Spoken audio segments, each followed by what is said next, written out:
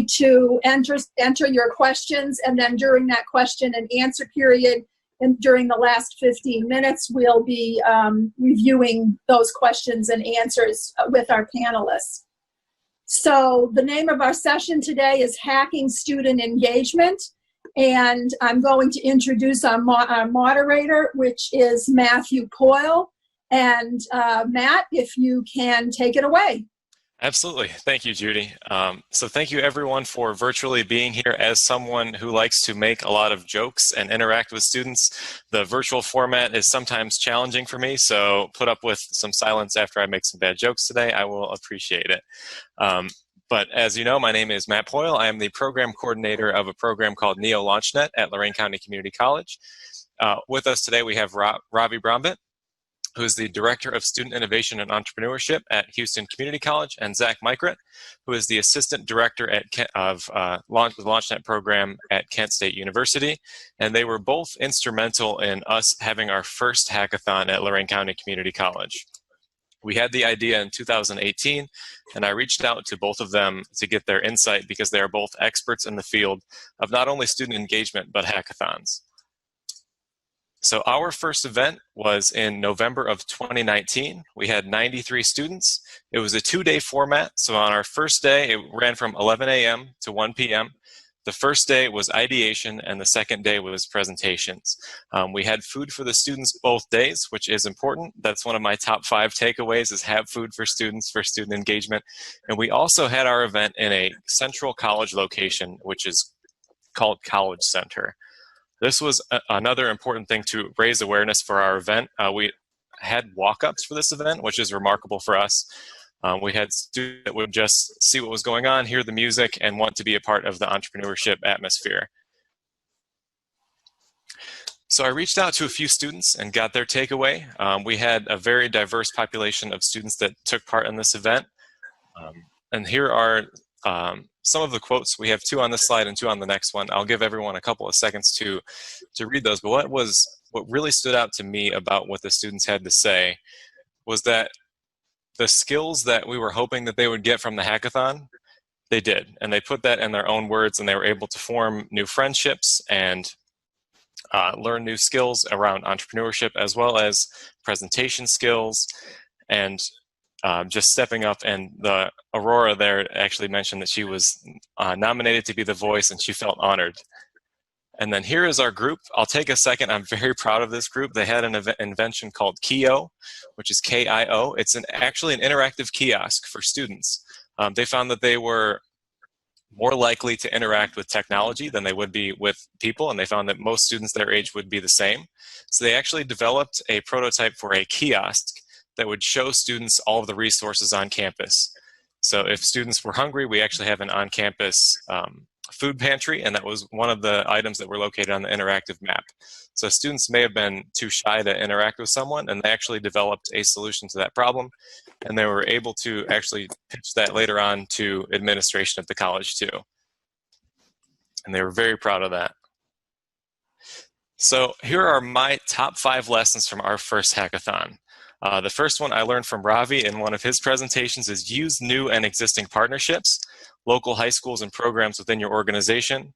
So if you partner with one high school teacher, they may be bringing 20 to 30 engaged students to your event. The second is the importance of food. I think that one should have been first. So we had pizza both days for students. And I think just the smell of the pizza may have contributed to some of the students walking up. It could have been the fun atmosphere as well. And 3 was have music. We used a lo-fi hip-hop station. You may want, if you're recording this, if you're recording the video of your hackathon, you may want to use royalty-free music so that YouTube doesn't pull the video down. And then on the corner of your screen over there, we had USB drives that actually doubled as their key to pizza. So every person who signed up got a USB drive that also allowed them to get access to the pizza. And the students were wearing these around their necks, very proud, because that meant that they got to get pizza, but that also eliminated any excuses for not having your presentation because it was already around your neck with the USB drive. And be adaptable. I think this is something that we've all learned over the past few months, is just adapting to a new virtual environment. We've started planning potentially a virtual hackathon for the fall. And a couple of added bonus, in addition to my top 5, I used a program called Gimkit, which is an interactive game. It's very similar to Kahoot if you've used Kahoot in your classroom, but it allows students to learn while playing a game. And another thing that we did at the end of the event was we gave an exclusive sort of first access to some of our other events. So students could sign up first to some of our other events using a QR code that was exclusive to students that took part in our hackathon. And they were, a few of them actually shared that on social media, which helped expand our organic reach of some of our marketing efforts too. And I will turn it over from there. Thanks, Matt. So let me share my screen, and then I do have a video that I intend to start. So give me 1 second while I make sure the right features are there. So optimize sound, video as, and share.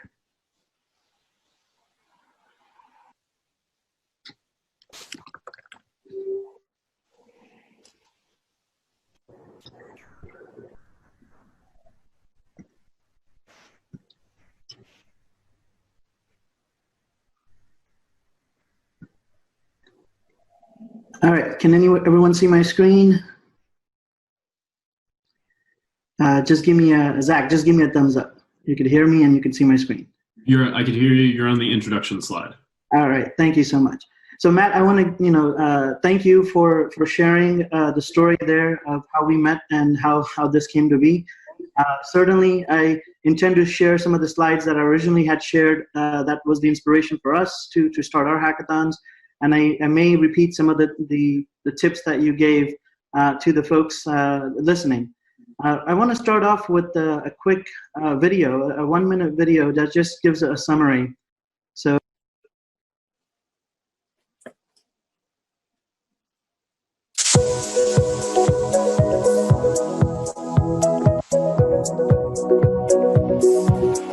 So the Inventathon is our 2-day hackathon where we get students from middle school, high school, college, and university, just any student in the city of Houston, focused around solving a problem. This year's theme was around water, thanks to our sponsors, Accelerate H2O and Carollo Engineering. They told us that this is an issue, all of us know in Houston, water has been an issue. Sometimes we have too little, sometimes we have too much. Due to Hurricane Harvey, we lost about 500,000 to 1 million cars. And so for that reason, we decided to make a car that almost as if turned into a boat. This car, almost like helicopters, they have helifloats. Our car will also have helifloats or rafts or floats to keep the car afloat. I'm always just exceptionally impressed by the quality of students that are here at HCC, the quality of instruction, the quality of ideas that come from the students and from the faculty, and it's just been really a pleasure to work with HCC.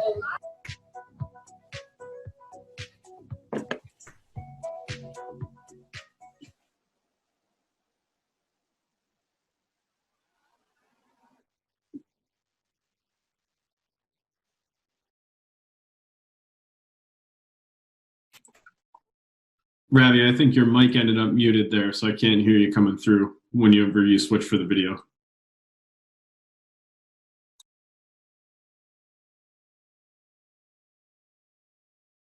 All right, how about now? Okay, can hear you good. Thank you so much, yes. I had to flip it back. So what I was saying is my office really came to be in about 2015 when the Office of Student Innovation and Entrepreneurship was created under Entrepreneurial Initiatives, and this is kind of the vision board that I had put together with my Chief Entrepreneurial Officer about what do we want to do with this office? Everything from hosting competitions, having hackathons, to providing business trainings and workshops, connecting them with student clubs on our campus, giving them a sense of a community, giving them access to our startup ecosystem, and then really teaching them, to care, think, design, act, and make, while getting some 21st century skill sets. So I know this is rather confusing for most folks. Most administrators look at this and they scratch their head. But if if you see here, the whole intention for me is about building awareness. There are lots of high school and college students that are not sure what they want to do in life. In fact, 70% may not have any idea, and they're not engaged or disengaged. So, but before they fall off and decide they don't want to do this college, why don't we offer them experiences, whether it be a hackathon or a competition or opportunity workshops, and involve them with some sort of a skill building exercise, and really that kind of enabled with another high school physics teacher, enabled us to talk about the hackathons and host our first hackathon at HCC. So our goal really was to create a culture that champions collaboration, creativity, and innovation. We had fantastic spaces at our campus. We've got the Fab Lab, the maker spaces, all the equipment that's there. But what we're lacking was people, right? Because we needed students to feel confident to come in and make use of this stuff. So really, we started thinking about making skills. What can we do? So we started offering, training sessions. We held tech fairs as a way of kind of introducing and breaking the ice with technology that's being available, that's in the market, and some of our students never having access to it. So you saw we have a very diverse student body from the video, and not everybody has that access. So our goal became, how do we teach them making skills, critical thinking, creative design, or creative thinking, design thinking as they call it now, problem solving, and in what I start calling innovation education, which is still being defined. But this is the administrator's view of what my office does. We host competitions, offer mentoring, student clubs, access to networking, and so forth. So if I had to break this down, the Inventathon, and I think this is what Matt saw when we presented at NACI, our goal became, how do we get the kids inspired, learn a skill? How do we get them to take, build some awareness about an issue in the world and get them to take action around it, right? And then how do we get them to build relationships and have fun and make friends and just enjoy, right? If nothing else, they get food, right? So that became kind of the goal for us. And internally, we had lots of partners.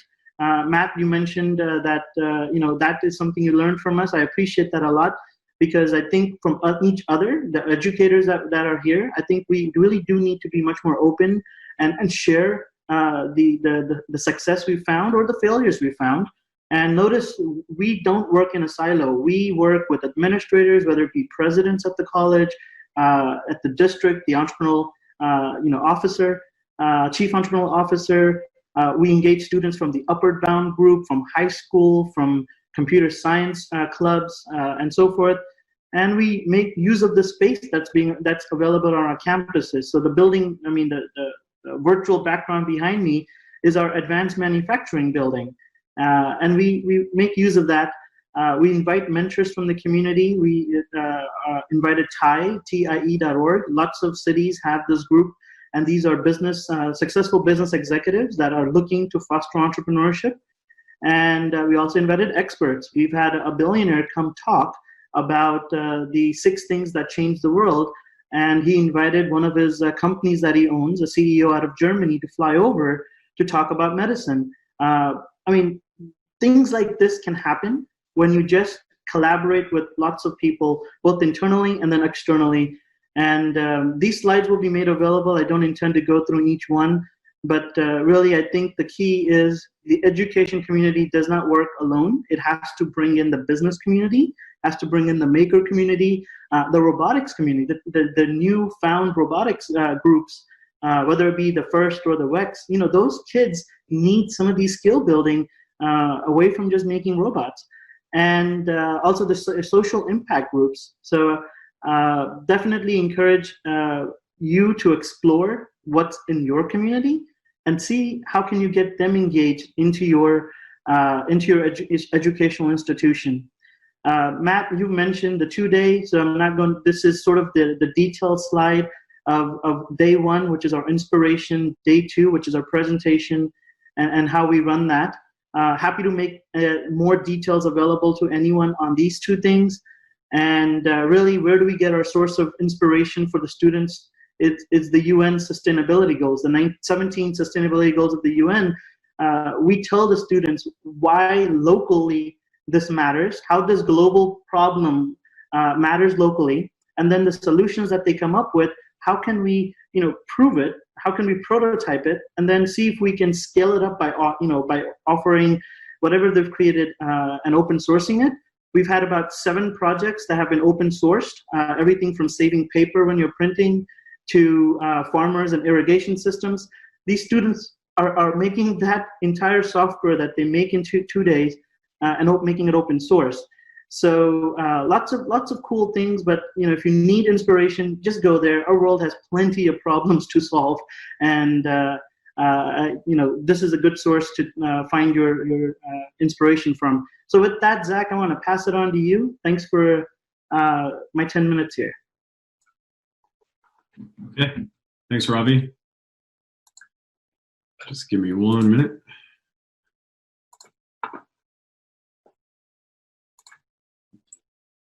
Okay, Ravi, can I get a thumbs up? Can you see my screen? All right, awesome. So Matt covered creating a hackathon at his university from start to finish and kind of what inspired it. Ravi went over like collaborations and strategies behind hackathons. So I'm going to dive into a couple of specific examples of what a hackathon can be and like some of the ones that we've done at Kent State University. So as Matt said at the beginning, my name is Zach Myriad. I'm with the NEO LaunchNet program at Kent State University. So we help students from all across campus that have business ideas, current businesses, and also helping to inspire the entrepreneurial mindset. So as part of that, working through the entrepreneurial mindset, we do a variety of events on campus, some of our signature ones including hackathons. So typically when you think of a hackathon, a lot of times everybody automatically surfaces to computer science students working over the course of a weekend, developing some apps and websites and different prototypes like that. But as you have seen from Matt and Ravi, that hackathons can take a variety of viewpoints. So some of the themes that you can look at are looking into targeting specific majors and inspiring different majors on campus that might not traditionally think of a hackathon. You could center them around specific industries. You could work with sponsored companies, and you could do them around current events. Right now, I know I'm seeing a flood of different newsletters and promotions on social media of a lot of virtual hackathons looking at solutions of COVID-19 and how are we going to move forward after this pandemic. Hackathons can take a variety of timeframes and lengths. So I'll be talking about a few that range from a 9 to 5 to a 5-day event. They can be centered around specific resource use depending on what kind of makerspaces and equipment you have on your campus. And then lastly, I don't always like the term hackathon. Sometimes we change the term to design challenge or challenge-based competition. And I really feel that like those 3 are synonyms in terms of like what you're looking at being produced at those types of events. So the first one I'd like to highlight is our Fashion Tech Hackathon. For those of you not familiar with Kent State, we have a world-renowned fashion program at our university. So early on in LaunchNet's term on campus, we were looking at ways to foster collaboration around campus and looking to work with different departments and schools. And we had a lot of fashion students that were really interested in entrepreneurship and that were starting businesses. And we found that that was a natural partnership for us on campus. So this is a hackathon that takes place every January, and it started in 2014. So 2014, this was also a time when we saw a rise in wearable technology. So it was Fitbits, Google Glass was out. That one didn't necessarily take off, but it was fairly popular to talk about during that time. So we saw like being the intersection of fashion and technology, it was a really good starting point for our hackathons on campus. So the Fashion Tech Hackathon is one that it's open to any student, any university student. So it doesn't have to be Kent State, it can be any university. And we have different fashion industry focused challenge streams. So what that means is students can create hacks around improving the retail experience or the best use of wearable technology. So there's different tracks that the students could take. It's a weekend hackathon, so it goes from Friday night through Sunday. And then we have a variety of sponsored prizes and equipment. So as part of this, the hackathon itself is held within our fashion school. So students have access to fashion-specific equipment, such as our textile lab, where they could do use different knitting technology, 3D scanning technology. They could laser cut garments. So it's really getting like hands-on with different tools there. And then, really inspiring these different majors to come together to bring both the fashion and the technology behind it. One other thing I like to mention with this hackathon is, I mentioned, computer science, weekend-long activities. The other thing you normally see, hackathons are typically male-dominated. Our Fashion Tech Hackathon won, though, just this past January, 68% of our participants were women. So just something we like to point out about that. And I think that's really important when you're thinking about different themes for hackathons, that there are ways to engage these other majors. There are ways to engage other students. So with this one, we had, in 2020, 159 participants, 17 universities, and 27 majors in all. So I know these slides are going to get shared afterwards, but wanted to promote the 2021 event. If anybody watching this is interested, the information is within the slides as to how to keep up with that. And as both Matt and Ravi talked about, partnerships on campus are extremely important. And this one is, a very strong partner with the fashion school, and they are really off and running with this event now. So another example of an industry-focused hackathon is, this is SkyHack, and this is an example of where we use the phrase design challenge rather than hackathon. So SkyHack is an aviation-focused design challenge that we put on in partnership with our College of Aeronautics and Engineering. So this one, very similar to the Fashion Tech Hack, where there are 5 challenge streams focused on current events. There were 2 company-sponsored challenge streams. So one was an airline that wanted to find out, what are some ways that we can combat the pilot shortage right now? So, not as much a technical hack, but more a hack from the standpoint of getting points of view from the students on how that can be improved. Similar to the fashion, we utilize resources within our College of Aeronautics and Engineering. So they have a metal shop, they have aviation and engineering specific resources that students were able to get their hands dirty and really dive into some of the tools there. And really awesome to see the cross-university teams. So again, this is a strong partner, and it was also beneficial to have some company sponsorships so we could really get that industry-focused look at it. So 119 participants, 15 universities, 20-plus majors. Again, well beyond the computer science.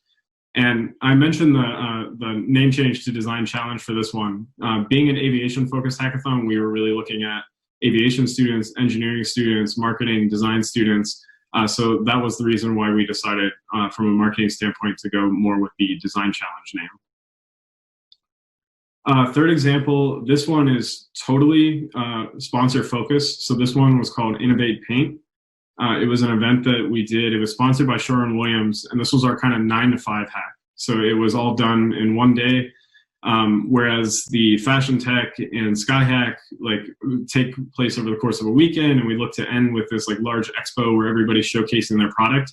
This one was very much a rapid day of ideation and trying to figure out different problems or solutions to problems in the painting industry. So painting industry, very exciting stuff, right?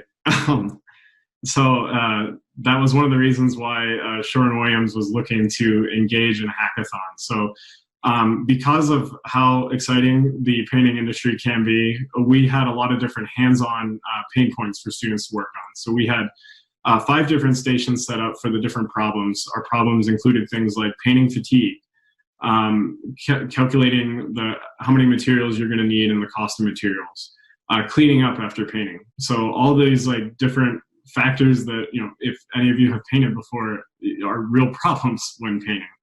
So we set up points inside one of our messy maker spaces where students could actually pick up drywall, paint the drywall, get their hands dirty in terms of trying to clean this stuff up, trying to pour paint, and really getting a direct feel for what these problems were.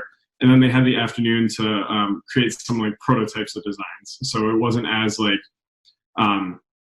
developed as a whole weekend hackathon is, but it was a really good opportunity for students to network with a company. So I like to point this one out because we recognize that all of our students with LaunchNet aren't necessarily going to start a business, but we hope to inspire the entrepreneurial mindset with them no matter what. So if they choose to work for a company or a specific industry, that they could bring those entrepreneurial skills into that industry. And I think having a hackathon like this that was really focused on having an industry partner enabled the students to do that. They could talk to people in the field. They can understand what types of opportunities there were. And before they even would pursue an internship or job, they had this experience where they understand, how can I think outside the box, or how can I think like an entrepreneur to solve problems in that industry. And along those lines, the last example I'll use is from something called Entrepreneurship Immersion Week. So Entrepreneurship Immersion Week is a program that is put on by the EEC, which is a collaboration between 10 different universities in Northeast Ohio. If you're interested in hearing more about the EEC, we actually have a panel tomorrow afternoon where we'll talk more about the history and like where EEC is going. But I'd like to mention this because Entrepreneurship Immersion Week is a 1-weekish immersion experience for undergrads. So it was a 5-day program this year where students learned about all aspects of the entrepreneurial process. So I included it in the hackathon slides here because the crux of Entrepreneurship Immersion Week is a challenge-based competition. So much like the Sherwin-Williams Innov8 Paint, this involves having 3 challenge sponsors presenting problems within their industry. So we had a nonprofit, we had a startup company, and we had an established company that were each presenting on industry issues that they were facing. So our 40 students from 10 universities were split up into cross-university teams based on their interests and skill sets, and they were each charged with presenting some type of, either they had the option, if they had an idea for a business concept, they could present a business concept in response to some of those industry solutions, or they were able to present like direct recommendations or thoughts to those companies. So again, this was a unique process where we were working directly with sponsors, giving the students an opportunity to network and understand like some of the inner workings of a nonprofit, a startup, and also like an established company. But it also gave them a chance to think entrepreneurially and work to developing these real industry problems. And we did see a mix of presentations from students that created their own concepts where they were like, we could collaborate with these companies going forward. And then we also had some students that were working directly, and they were like, we just have recommendations and we're very interested in like working in this type of industry going forward. So I hope that that shows like just the all the different types of hackathons, design challenges, challenge-based opportunities, whatever you want to call them. There's so many different options out there in terms of how you can present these opportunities to your students, and also the types of goals that you can get out of the events, both for your programs, but also for your students. So I want to thank you for the opportunity today, and at this time, we'll open it up for questions. As soon as I stop sharing my screen.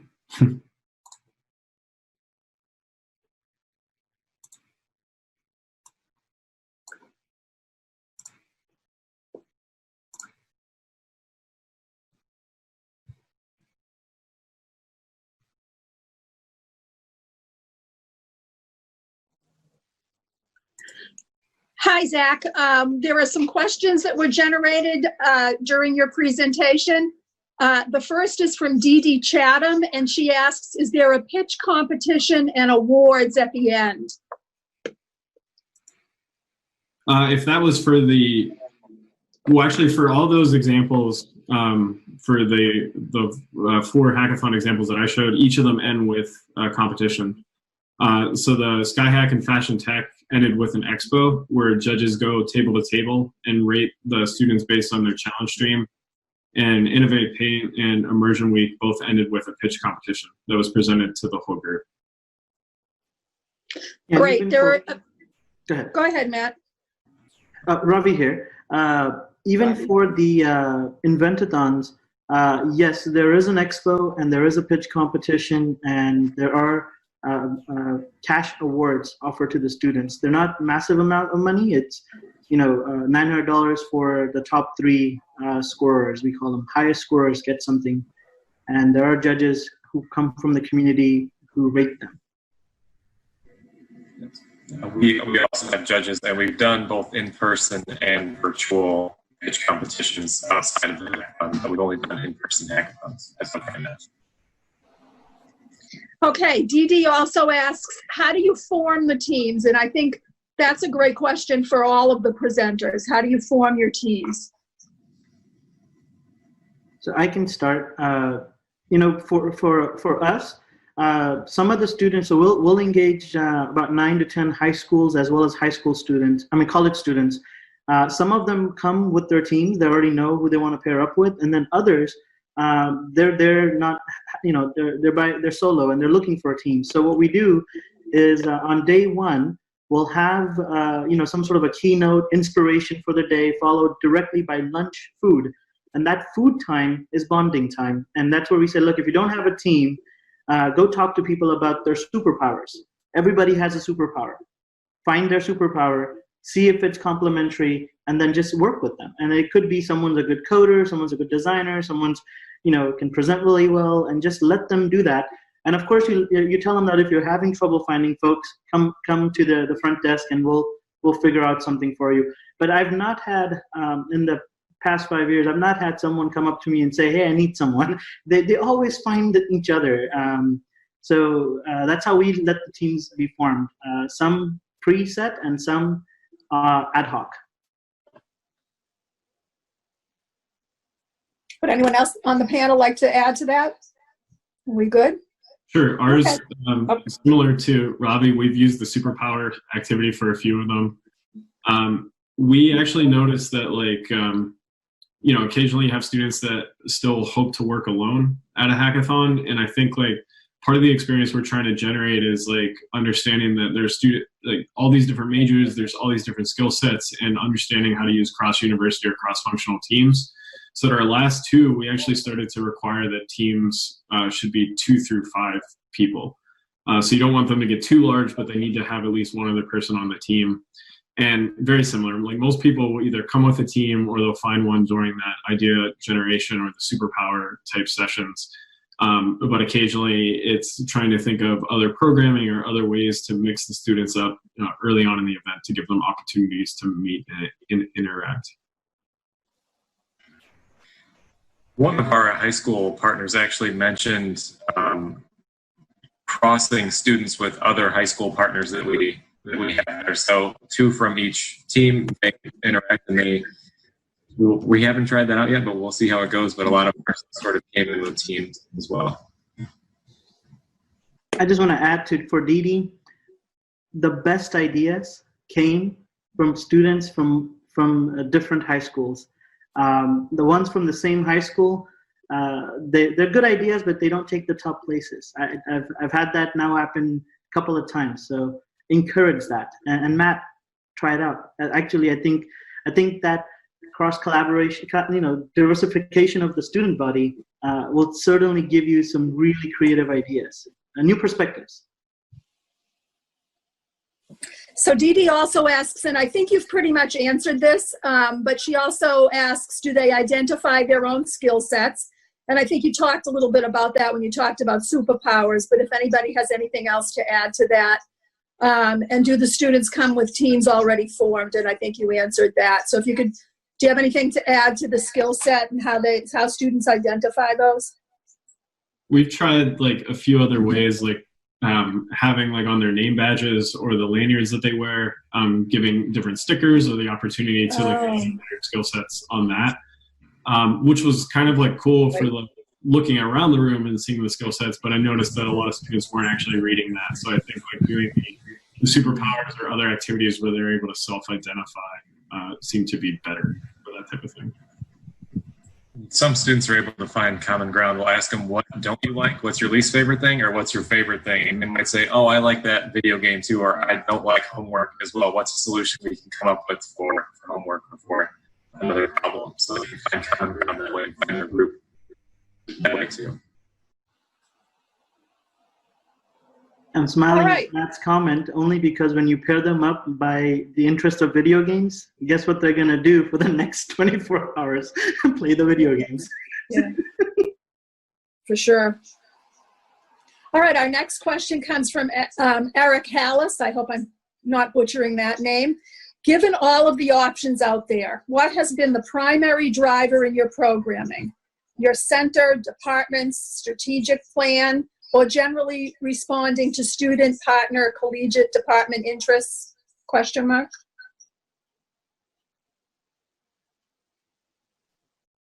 I could take that, take a crack at it. So I think for me at HCC, the driving force is really our Chief Entrepreneurial Officer, our Chancellor.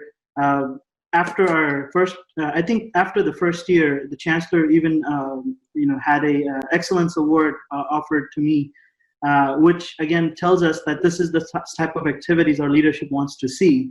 So I know there are lots of universities offering this now. There are private companies jumping in.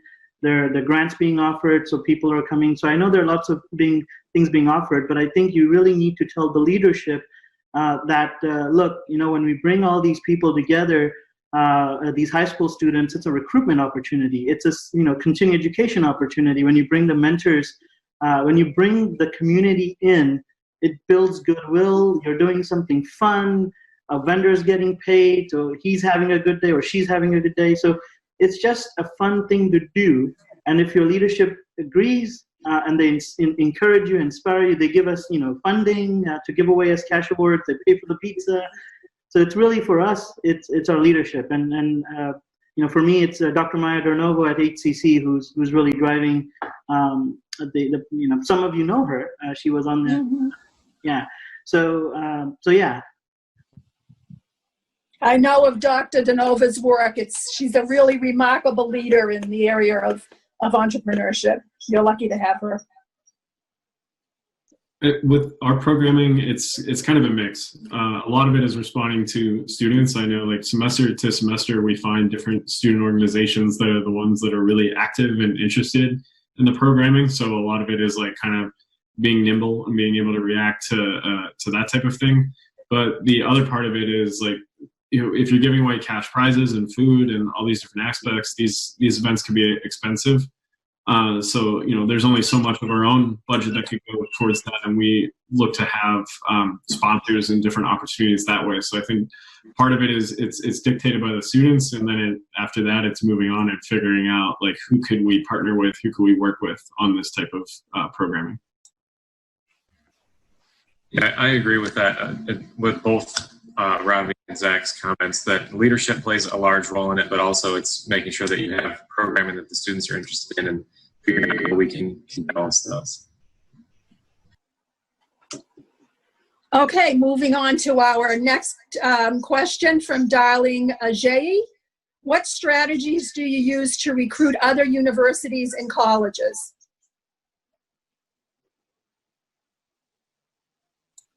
Okay. Okay, go ahead, you're good. Okay, thanks. The Zoom awkward, we needed one of those during the session. So we've tried a couple different things. I think one is just as simple as having like some of your students reaching out to other student orgs that like might have chapters at other universities. It might be as simple as promoting in events like this. Like that's actually one of the reasons why I dropped next year's Fashion Tech Hackathon in the slide, in case anybody was interested in promoting that type of thing. Choosing our own networks and universities within the area. And then the other thing is there are some like organizations that do promotion of these types of events, like on a larger scale. Like from a hackathon standpoint, there's one called MLH, Major League Hacking. That type of organization, though, is a lot more student focused and driven by student organizations on campus. So if you have student groups that are putting on hackathons, that's a very useful tool for them. But as like a center or department that's putting it on, you're a lot more dependent on connections that you have at other universities and also having your students connect with their peers and other groups at universities. So Anyone else? To add to Zach's, yes, so student, that club, word of mouth, that's a great way to get them. In addition, I'll just add the faculty. Our first hackathon primarily depended on how many students this physics teacher could bring us, and he brought us, all of them. Later, it became how many people can an upward bound director bring us. Then it became how many students can a homeschool principal bring us. So we really depend on our partners to commit the number of students, and then if we have multiple partners, each one is giving us a baseline, and then you add them up, and before you know it, it's 80 to 120 kids. So that's another way we've been able to recruit is to other faculty, administrators, or principals.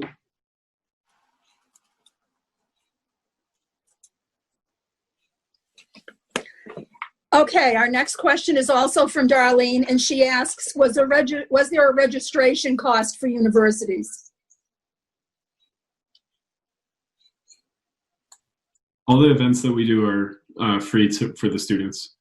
Occasionally there's an expense for, we have had universities where they will bring like a van or a bus of students. So I mean, the university would incur that type of cost, but we don't charge for our hackathon opportunities.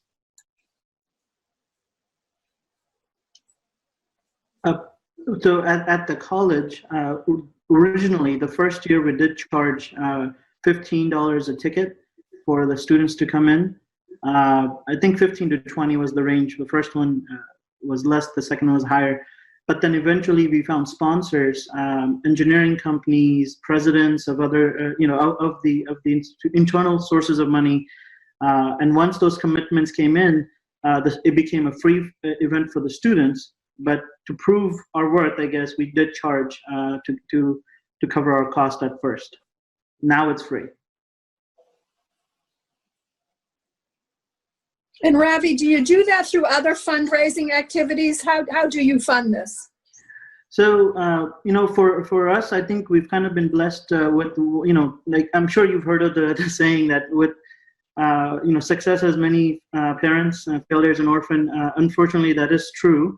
And when you have one or two wins and you have good photos and marketing from it, other people have shown us the opportunity. So we've had a local nonprofit called, at the time was Good Works Houston. They stepped up. Then we had Accelerate H2O come in and bring us another source. So these are some nonprofits. When they see the activity, they say, hey, we want to sponsor it.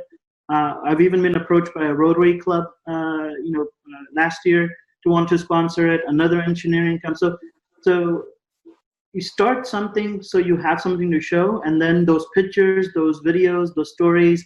And then if you invite them as judges, they get so hyped up that they want to come back and they're willing to pay for it. So that's been how we've been approaching. Now, I wish, to be honest, we were doing more grant writing in this space and applying for grants and other things. But the hackathon is 1/5 of the activity of the center. So we need more manpower to do a lot more, my personal opinion. But there are grants being offered now, I understand, federal and local. But we've not followed with the grant till date, not applied for a grant till date. Zach and Matt, can you weigh in also on your fundraising strategy that supports these activities?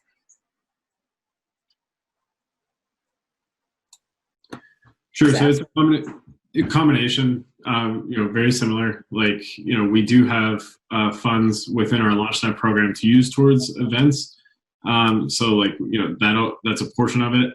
A portion of it is the partners that we're bringing on for these events. So like, I mentioned 4 different examples, but each of those examples had a very strong partner that was with that event as well to contribute towards that.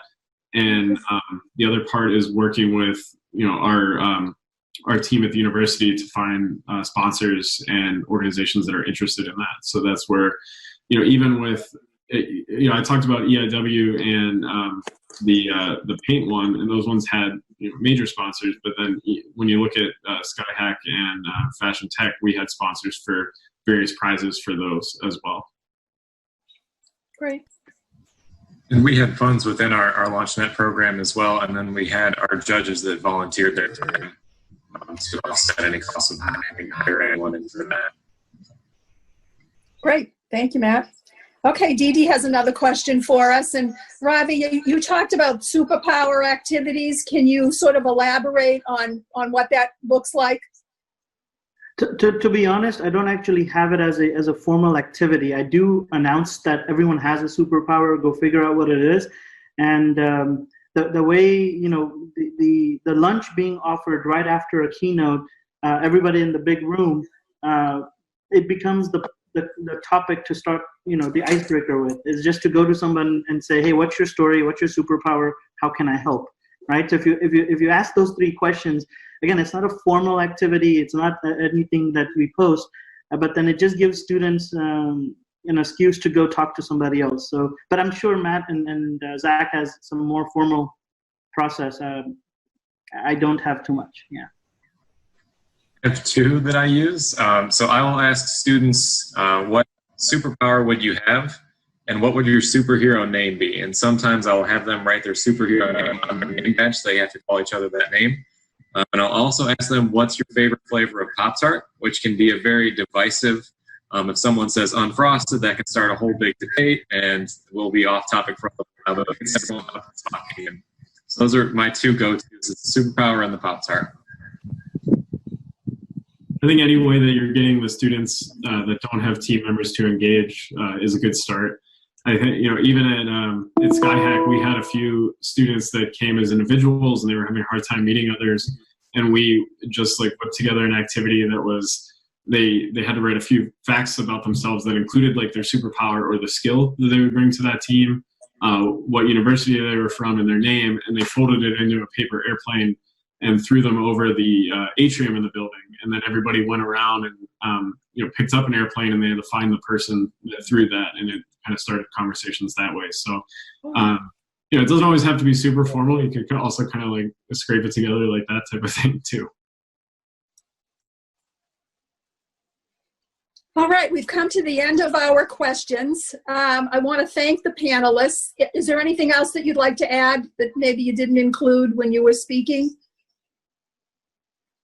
We all good?